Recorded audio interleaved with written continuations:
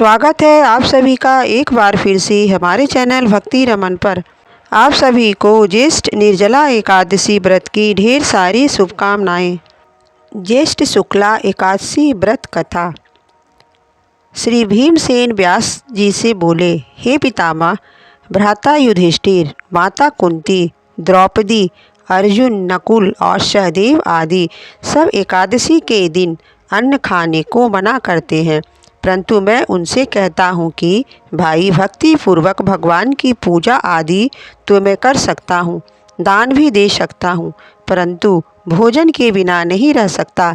यह सुनकर व्यास जी कहने लगे, हे भीमसेन, यदि तुम नरक को बुरा और स्वर्ग को अच्छा समझते हो तो प्रति मास की दोनों एकादशियों को अन्न मत खाया करो। तब भीमसेन जी ने कहा, हे पितामह, मैं तो पहले ही कह चुका हूँ कि मैं भोजन के बिना नहीं रह सकता। यदि वर्ष भर में कोई एक ही व्रत हो तो वह मैं रख सकता हूँ। मेरे पेट में वृक नाम वाली अग्नि है। मैं अन्न के भोजन बिना पूरा उपवास तो क्या, एक समय भी बिना भोजन किए नहीं रह सकता हूँ।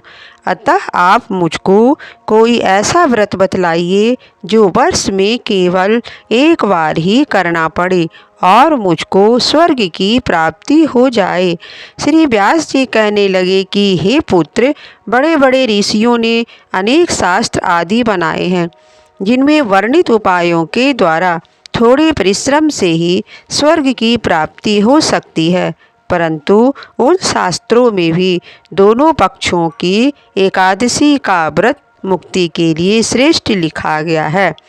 श्री व्यास जी के वचन सुनकर भीमसेन नरक में जाने के भय से भयभीत हो गए और कंपायमान होकर बोले, अब मैं क्या करूं?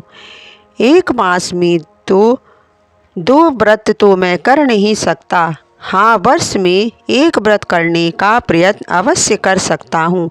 एक दिन व्रत करने से मेरी मुक्ति हो जाए। यदि ऐसा कोई व्रत हो तो कहिए। यह बात सुनकर व्यास जी कहने लगे कि वृक्ष और मिथुन की संक्रांति के बीच ज्येष्ठ मास के शुक्ल पक्ष की जो एकादशी आती है, उस एकादशी का नाम निर्जला है। तुम उस एकादशी का व्रत करो। इस एकादशी के व्रत में स्नान और आचमन के सिवा जल वर्जित है। आचमन में 6 मासे जल से अधिक नहीं होना चाहिए, अन्यथा वह मद्यपान के सदृश हो जाता है। इस दिन भोजन नहीं करना चाहिए, क्योंकि भोजन करने से व्रत नष्ट हो जाता है। इस एकादशी के दिन सूर्योदय से लेकर द्वादशी को सूर्योदय तक जल ग्रहण न करने से समस्त एकादशियों के व्रत का फल प्राप्त होता है। द्वादशी को सूर्योदय से पहले उठकर स्नान आदि करके ब्राह्मणों को दान आदि देना चाहिए। इसके पश्चात भूखे और शतपात्र ब्राह्मण को भोजन कराकर फिर स्वयं भोजन करना चाहिए।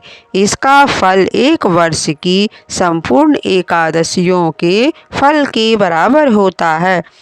व्यास जी कहने लगे कि हे भीमसेन, यह मुझको स्वयं भगवान ने बतलाया है। इस एकादशी का पुण्य समस्त तीर्थों और दानों से बढ़कर है। केवल एक दिन मनुष्य निर्जल रहने से पापों से मुक्त हो जाता है। जो मनुष्य निर्जला एकादशी का व्रत करते हैं, उनको मृत्यु के समय यमदूत आकर नहीं घेरते, वरन भगवान के पार्षद उसको पुष्पक विमान में बिठाकर स्वर्ग को ले जाते हैं। अतः संसार जनों को यह सर्वश्रेष्ठ निर्जला एकादशी का व्रत अवश्य करना चाहिए। उस दिन ओम नमो भगवते वासुदेवाय इस मंत्र का उच्चारण तथा गौदान भी करना चाहिए। व्यास जी की आज्ञानुसार भीमसेन ने भी इस व्रत को किया था। इसी कारण इस एकादशी को भीमसेनी या पांडव एकादशी भी कहते हैं। निर्जला व्रत करने से प्रथम भगवान का पूजन करके यह प्रार्थना करें, हे भगवान, आज मैं निर्जला व्रत करती हूँ। दूसरे दिन भोजन करूँगा। मैं इस व्रत को श्रद्धापूर्वक करूँगा, अतः आपकी कृपा से मेरे सब पाप नष्ट हो जाएं। इस दिन एक घड़ा वस्त्र से ढककर स्वर्ण सहित दान करना चाहिए। जो मनुष्य इस व्रत को करते हैं उनको करोड़ों पल सोने के दान का फल मिलता है, और जो इस दिन यज्ञादि करते हैं उनका फल तो वर्णन ही नहीं किया जा सकता। इस एकादशी के व्रत से मनुष्य विष्णु लोक को प्राप्त होता है।